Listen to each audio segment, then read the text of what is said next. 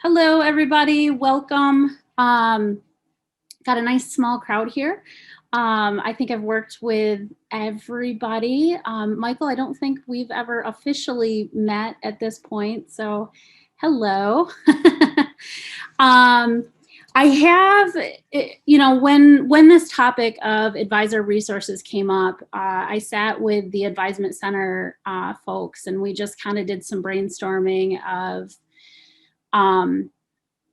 the kind of meetings that we have and the kind of things that students walk into our office with, and every day is a surprise. You never know what they're going to come in and talk to you about, and what they're going to need. And just as soon as we think, okay, we've got a master list of, all the different scenarios and we have all the resources right here, we're good to go, it blows up. And now we have new issues that we're dealing with and scrambling around and trying to figure out where to go, where to send the students.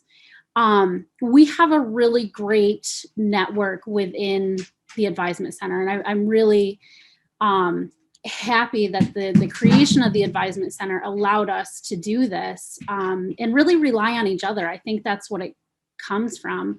Way back in our pre-registration days, when we would sit in a computer lab, and the camaraderie of the advisors together was really something special. It was not that you had to, you could rely on your coworkers to help you out with certain situations and scenarios. So very helpful.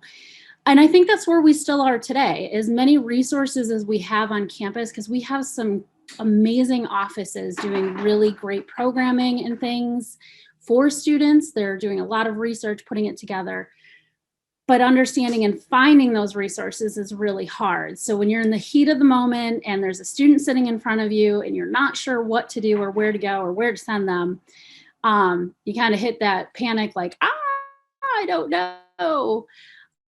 What I'm gonna do today is I'm just gonna show you, I'm going to, of course, go over a little bit of Starfish and the importance of it. I think each and every one of us here has seen Starfish, has worked with Starfish, cleared flags. I think it's always a good reminder to just show some of the information that's in there. I've been working with a student, and I have asked her permission to share some of her stuff, and she was good with that. So I will be sharing her account just to show you some of the information that's in there. I'm going to go ahead and screen share. And we go to present mode here. All right. So advisory resources. And a lot of this, I will be talking a lot about Starfish at the beginning, but we have some new things in the Advisement Center that I think you guys will be very happy with, and hopefully we can get those tools to you and you can start spreading the word so we can get some more students involved. So like I said, Starfish, we're going to be talking about flags, campus resources, the events calendar. The calendar.oswego.edu has been tremendously helpful to us in the center. So you don't have to, monitor everything that's happening across campus. This has been really successful. And I know they upped their participation during the pandemic. So I just wanted to share this as a resource for advisors if you guys weren't aware of it. Our success workshops and our expanding success workshops. So those we can get in front of students. And then our advisement guide program that we have just started. And I will get into more detail and how that could absolutely be helpful for you guys as advisors. So Starfish. Starfish is known probably most for its progress surveys. So everyone hears Starfish and says, oh no, I got to fill out a progress survey, and, timings of it, and also academic probation and building success plans. But it really is a lot more than that. We have manual flags that are being raised. We have meeting notes. We have referrals, and we also are starting a new initiative called Raise Your Hand. This feature is not turned on in Starfish yet, but we are looking to get that turned on. The raise your hand feature is where a student can utilize Starfish and essentially raise their hand. They have a question and it will automatically go to the department that they have a question in. Some of the resources or some of the offices that we would like to connect with the raise your hand feature are career services, financial aid, student accounts, you know, all the usual suspects as far as when a student says, I have a question about, in order to utilize this particular feature, it really is going to take some training of the students to be able to utilize the system enough to go in and say, I need to raise my hand and here's how I follow up with that. The referral system we have had in place for a while, so since the beginning, when we brought Starfish on. Referrals is really something that an advisor, if you are sitting and talking with a student and you tell them, hey, you need to go talk to financial aid or you need to go to tutoring for this, you can raise a referral for them. And that'll send an email to the receiving department. And that tells the department, hey, you have a student coming your way. They might need a little help navigating the system. But it's documented in Starfish to say, we have this information and we've recommended that the student go there. We've all had those conversations of, well, I told them to go do that and they never did. So really the documentation part of Starfish just kind of gives us that legs to stand on, leaning post, to make sure that the students are following through with what they do and what we ask them to do, recommendations. This particular presentation isn't specifically about Starfish, but it is helpful to kind of see where some of that information lies. So does anybody have any quick questions about Starfish? I know a lot of you guys are in there and understand it and stuff, so it's probably a little bit of a repeat there, but yep, Dan. I have a quick one, Corey. For the messages that you're doing, I've never used the messages before. Mm-hmm. Does that send to their Oswego email, or is that only within Starfish? Nope, that sends right to their Oswego. And when you do that option, you can send a message to your Oswego email as well. So it goes to a copy in yours. So you have that. Okay. I always do both because I'm not always in Starfish, but those planned communications going out to students. So at the beginning of the semester, I put on my calendar, all right, midterms are coming out this day. 5 days prior, I'm going to reach out to my whole caseload and I'm going to say, guess what? Midterms are coming. Here's how you look at them. Here's what you need to prepare for, that kind of stuff. But yeah, you can send a copy right to the Oswego account as well. Okay, thank you. Yeah, yeah. And if you need, I mean, Andrew Buckman in the advisement center, he is kind of our Starfish coordinator at this point. He's doing a fabulous job turning on resources and really utilizing Starfish to its fullest. So we're going to be expanding the referral system. At this point, we only have a referral system to tutoring. But we have financial aid, student accounts, and we're working with career services to get them on board. So soon you'll be able to go into Starfish and turn on referrals. Happy to come to any department and do one-on-one training, either with departments or one-on-one with advisors. Lots of new advisors that are coming on board for their departments have reached out, and you know, just a quick one-on-one walking through the system and having them understand what's in there and how to utilize it has been great. So happy to do that for any department that needs it. Just let us know. All right. Corey, I got a quick question for you.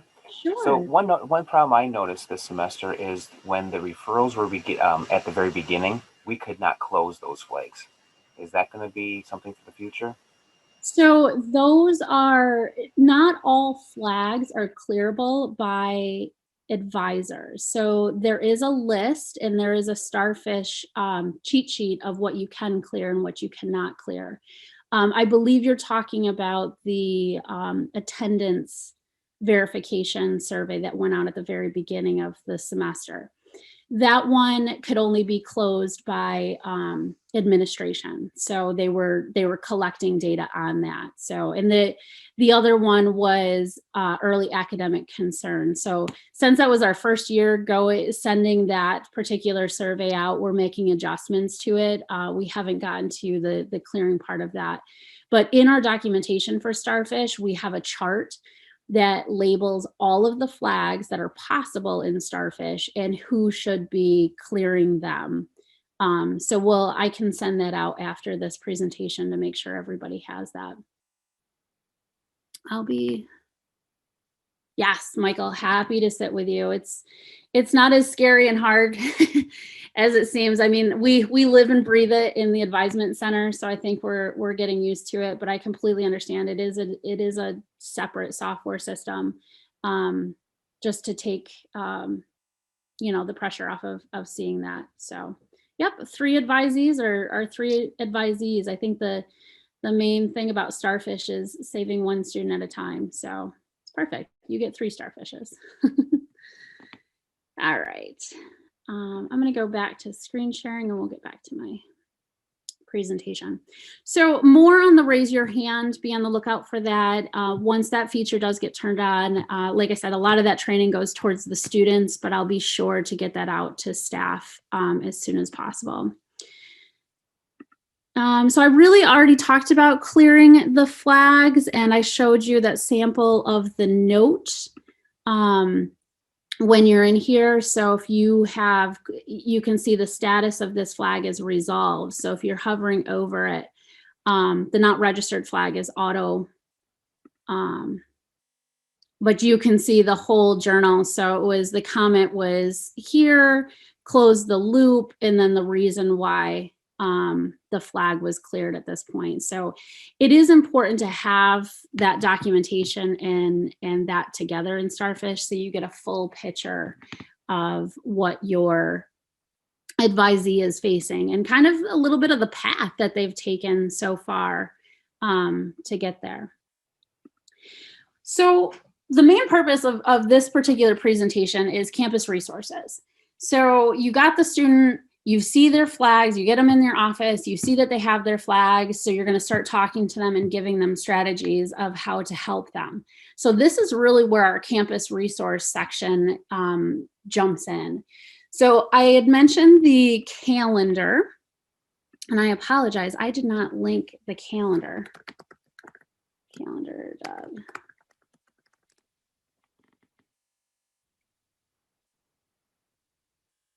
So the events calendar at Oswego has been incredibly helpful, especially during COVID, to get students involved.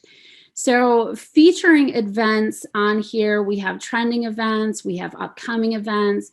So this is everything that you need to know of what's happening across campus. You don't have to be, a magic memory person to remember all the things that are happening across campus. What we have found to be, there's a lot of information here. So everybody hopefully is taking their programming and putting it on this calendars page.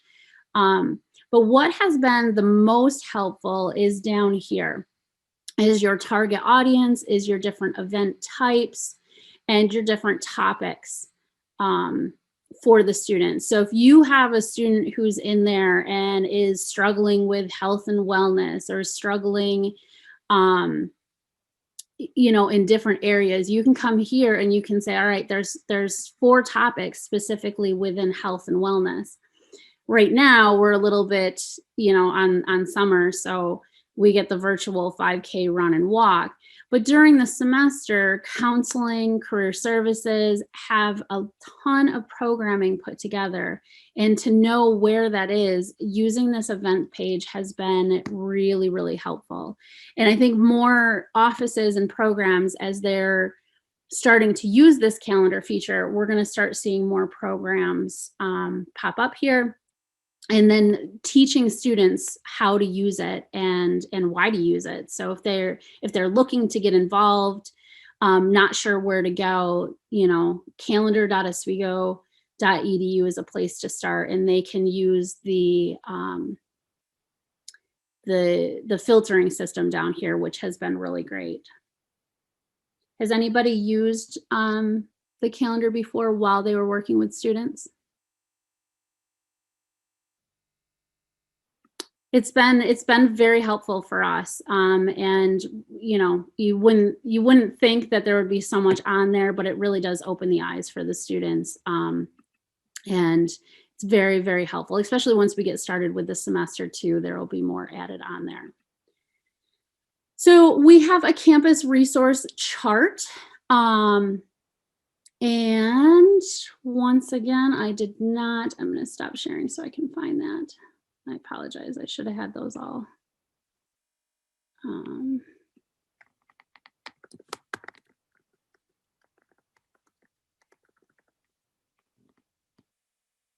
Give me 1 second here.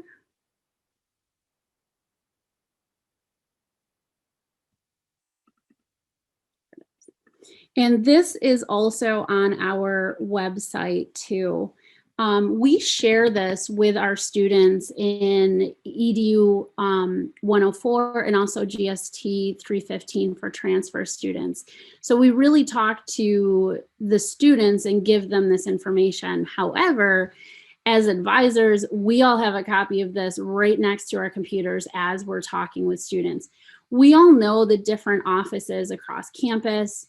But sometimes, like I said, when you're in the heat of the moment and you're not sure where to go or who to send them to, we have this second column, which is a quick, what does this particular office do for the students? For instance, community service has the alternative spring break.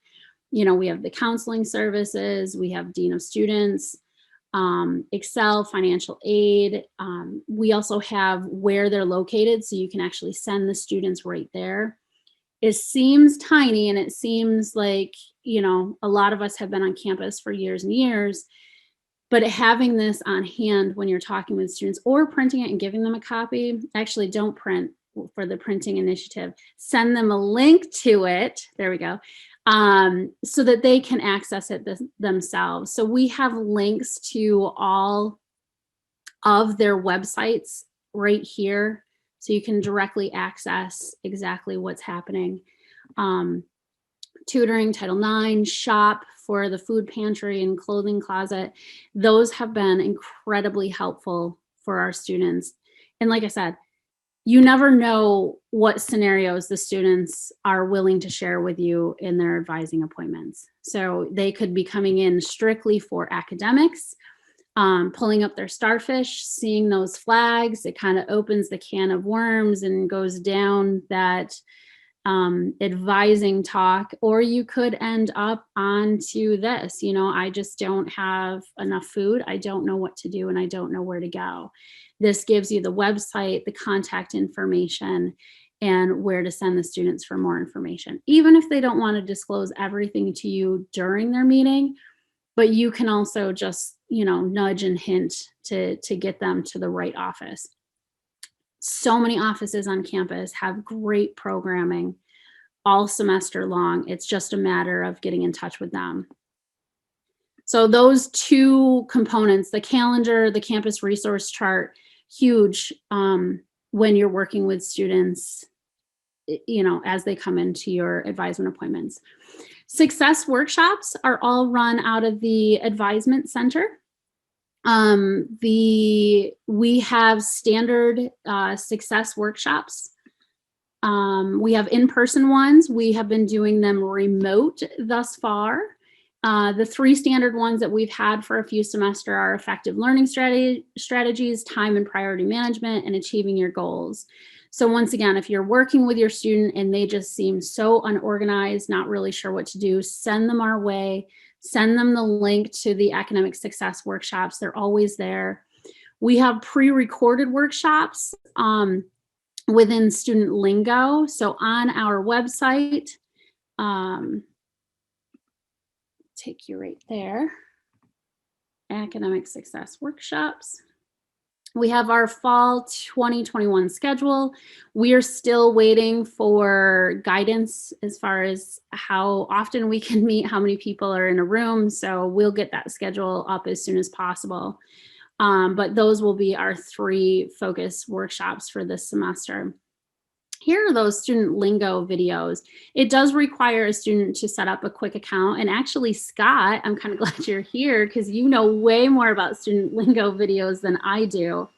I have found this so helpful meeting with students, and we paired with EOP, the Education Opportunity Program. Actually, they brought it to us to see if we could partner and share this great resource with the whole campus instead of just one cohort of students. Scott, do you have anything really quick about student lingo? I apologize for putting you on this. No problem. So we did actually order student lingo for next year, but we're only going to have 5 instead of 10. Okay. So we will have to give you the information because the 5 that we're using are 5 that are on there. So we're really focusing on like the math anxiety, the overcoming math anxiety during the summer program. We're going to do the first generation students, especially during the first generation day in November. So we will have 5, and we could interchange them. The programs themselves are roughly between 15 and 25 minutes for each lesson. So we always encourage our students to go to these things. During the EOP summer program, we do have them do them as part of their EOP summer program. Mm-hmm. That's great. No, every student that I've worked with this past year has been in student lingo, and I've pointed them in that direction. Just as a supplement. I mean, not all students are keen on going to a workshop. Maybe they don't know that they need help in those particular areas. So it's been a great resource for us. Then we also have the handouts and the resources specifically for students who, like I said, don't want to go to a workshop. They can click on any one of these. We have flowcharts. They're all PDFs, how to take notes. So this is stuff that they can start to explore on their own, and really get a taste for. We have the workshop, but if they don't want to go, here are some of the handouts that could help them through some of their areas for academic success. So all of that is on our website, and as soon as we should have our fall schedule up soon. Like I said, we're just waiting on some more guidance of classrooms and reservations and stuff of that nature. The last piece that I have that I really want to highlight is the advisement guides. We are moving. So the advisement center is moving over to 151 Marano Campus Center. What we did is we looked at career services because they're our new neighbors. And they're a great resource for students. So they have navigators. If you've ever heard of the navigators for career services, we mimicked that program and created advisement guides. So we've hired 9 students. They've gone through a whole course and trained them on the basics of advising. So campus resources, good study habits, time management skills, getting involved on campus, and the very, very, very basics of My Oswego and DegreeWorks. So how this program works, it's no appointment necessary, just a drop in. So if you're working with a student and you've talked about the academics, you got their flags all taken care of, and then all of a sudden they throw on you, I don't know what to do about my roommate, or I don't know what to do here. If you don't know where to send them, we really want you to send them to the advising center. We have the advisement guides. They've done research on all the programming that's happening on campus. They know how to get the students involved so they can do some one-on-one, and it's coming from a peer too. So we'll be monitoring the advisement guides. If they have conversations with students that they can't handle, then they're going to send them over to the professional advisors. So really, I want you to think of this particular program as a supplement to your advising. So if you run into those situations where you're just not sure, tell the students to come over to the advisement center. Have them work with an advisement guide. If that's not enough, then they can work with one of our professional advisors for the drop-in scenario. We have seen all sorts of things when we were open for one whopping semester before COVID hit. So we've seen as many scenarios as we And even with our virtual drop-ins, we've had all sorts of comments, questions, and we have started to build a very close relationship with the Dean of Students. So anything that's above and beyond the academics, the Dean of Students is right there by our side to kind of help step in for additional questions, it's just been a really great collaboration that we've had with the two offices. But I really starts with the advisement guides and having them kind of be our front line of questions for. So that's a new program. We're going to assess it. We're going to make tweaks for it, but it is available. It's available as an advisor. So don't feel like you have to be lost, or if you not sure where to send the student. If you send them over to us, we can at least point them in the right direction. So you don't have to have all of that information right on hand. So those are the only things that I have. Are there any questions for resources? Yes, hi Corey. Question. Can we invite those advisement guides to our classroom? Sure. Jordan Perry is coordinating the program. Mm-hmm. And she's kind of putting their schedules together and stuff. So if you want to get in contact with Jordan, like I said, this program is new. So if we have other avenues where they could help, that would be great. Yeah. Thank you. Look at us expand the program already. We haven't even started yet. I love it.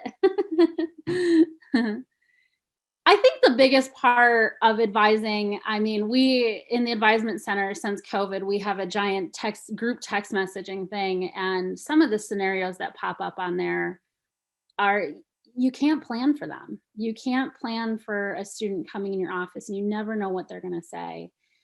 We have each other to rely on, and I would say to any faculty advisor out there to rely on the advisement center.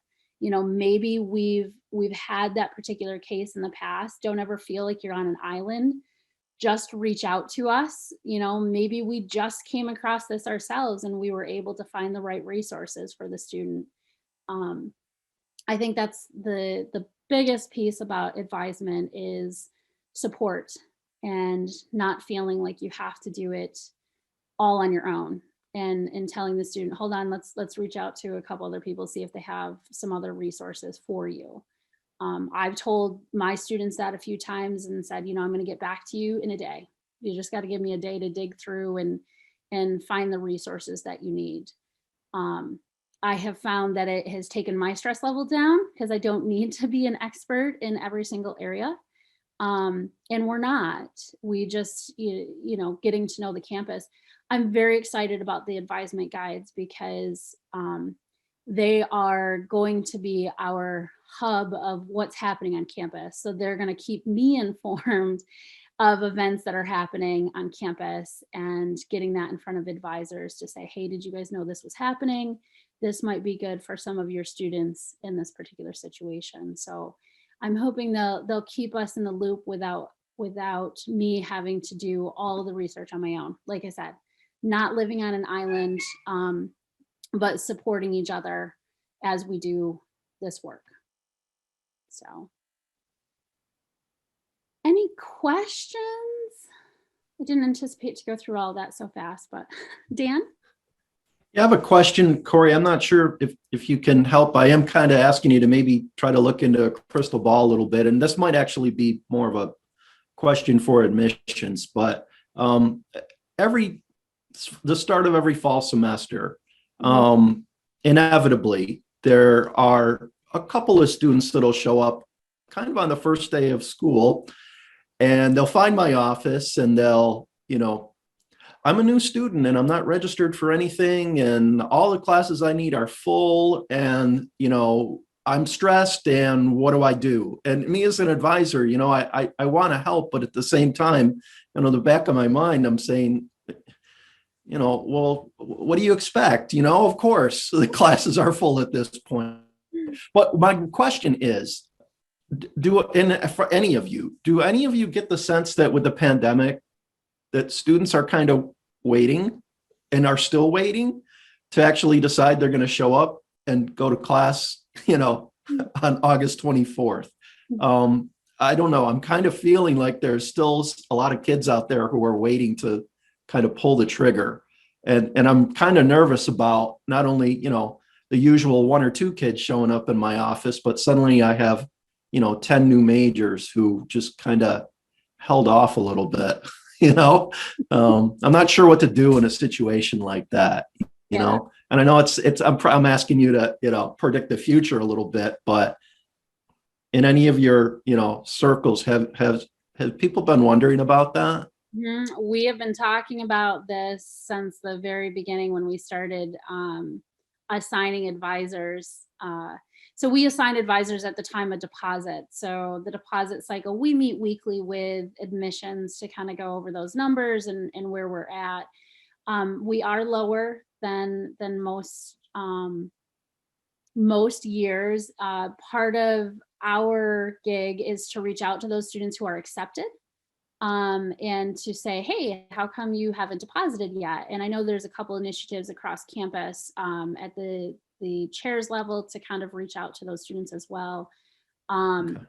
And I think the biggest thing that we're finding is not really sure. I mean, there's some questions about vaccinations. There's some questions about, I'm not sure if I'm ready to go back on campus, maybe taking another semester off, staying closer to home. But I'm also noticing we're gathering some students from other institutions. I mean, our transfer population is always there, gathering students from other institutions that are coming home. So they're local and they've been at other schools and they're like, no, I want to stay closer to home. I think I'm seeing less of that this year. But like you said, every semester you're going to get those few students who pay their deposit the week before school starts and are scrambling to get their schedule. We're used to those conversations. I mean, I saw Rich kind of giggle when we talked about course availability. He's done it for years, Yeah. Years and years. And, if it's not something that, you have time to sit with the students, send them over to the advisement center. The process is in place for them to kind of work with us first, to have those initial course availability questions. So lean on us for that. But at the same time, course availability is course availability. I mean, if they can't get in, then, we're going to train them to reach out to the instructor to see if it's possible to increase a cap. But then again, we're looking at restrictions. Is it a 6 foot or a 3 foot distance? Is there actual space in the class for that to happen? So I think the big word. Yeah. And that's part of the problem, the classes are all full, and it tends to happen with me more with transfers. Yeah. And, they're done with gen ed and they really need the major classes. And, there's also rumblings that because the enrollments are low, that we might have to actually reduce some of our course offerings, which I think will, might make it even tougher. So I was just trying to get a sense if anybody, we expecting higher numbers of those last minute arrivals, and I'm not sure if there's any answer for that, but I think I'm expecting a little bit more than usual. Yeah, we've talked about it. We were definitely bracing ourselves for those conversations. Hopefully it doesn't happen, but I'm sure it might. So, and I have my my freeze team meeting with admissions today. So there's a whole committee looking at all of this stuff. So yeah, as soon as we know, we will get that out to faculty. So yeah. Any other crazy scenarios that you guys see that you're looking for more resources on? I know, right? Those individual ones are can be really crazy. But if there's anything that you as a faculty advisor need for us to put together, put some research behind, what we did here is we just gathered the campus resources that are already there. So it's not reinventing the wheel, it's just organizing it in a way to get it in front of us when you're meeting with the student. But if there's other areas that we need to look into, feel free to reach out, feel free to step up and be like, have you guys considered this? Have you considered that? I've got a great team of advisors. And like I said, we see some really crazy scenarios and have been able to help students work through multiple different things. So if there's any one area that we need to look into more, absolutely happy to do that. Any other questions? Like I said, reach out as much as you want. Any of the Starfish training, I will be happy to do. But yeah, that is all I had planned for you guys today. I apologize if some of it was repeat.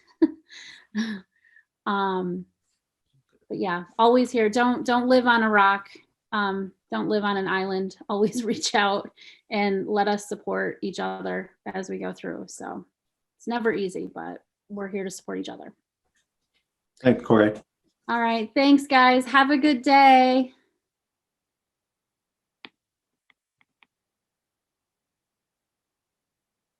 I don't know if John's still here. Hi, John. Hi, yeah, I'll stop the recording.